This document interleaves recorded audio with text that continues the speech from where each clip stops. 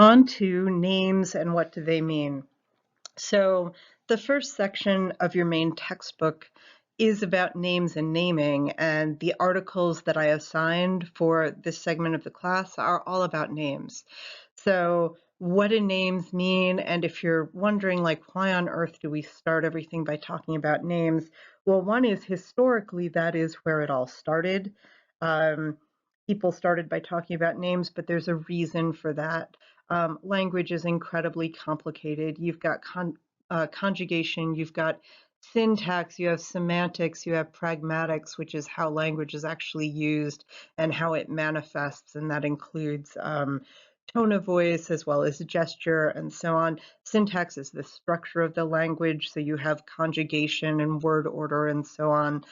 Semantics is where we're focused in meaning, but language is really, really complicated, and there are a lot of different languages, and names seem like the simplest starting point in the world. It turns out they're really complicated and that people dramatically disagree about what names mean and what is going on with names, but the philosophers of the time were thinking, well, let's start with names, because if we can get that nailed down, maybe we can move to the more complicated stuff.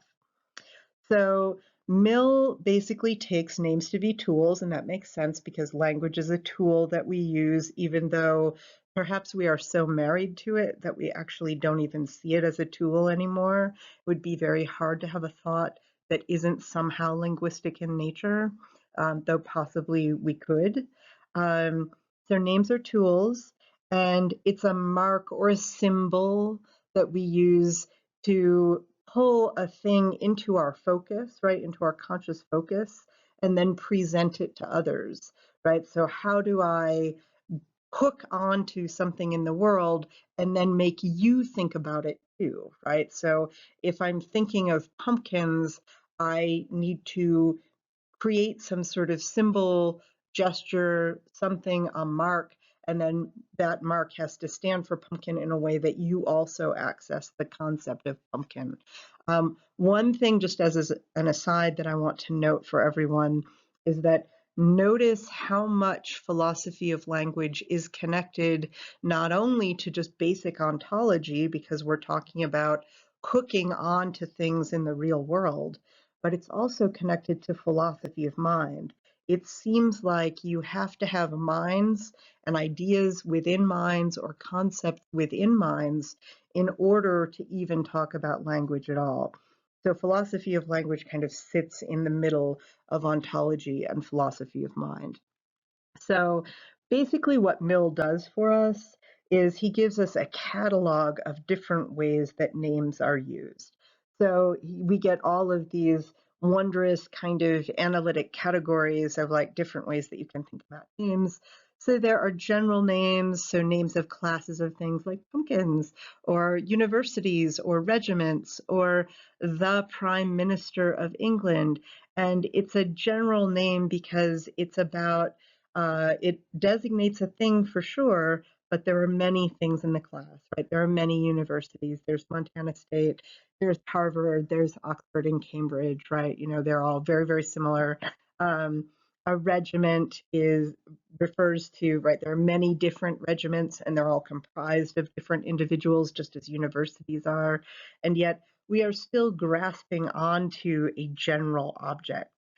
Mill goes on to say that even the example of the Prime Minister of England is really a general name because many individuals can bear the same title, right? Just not at the same time. So there have been lots of Prime Ministers of England, and the definite article comes in just to say like what time period that Prime Minister served in.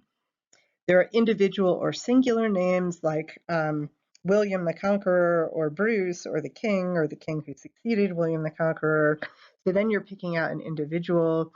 There are collective names like the 76th Regiment or A Regiment. And he gives us this big broad distinction that I think is good. Concrete names stand for things, and abstract names stand for attributes or properties of things.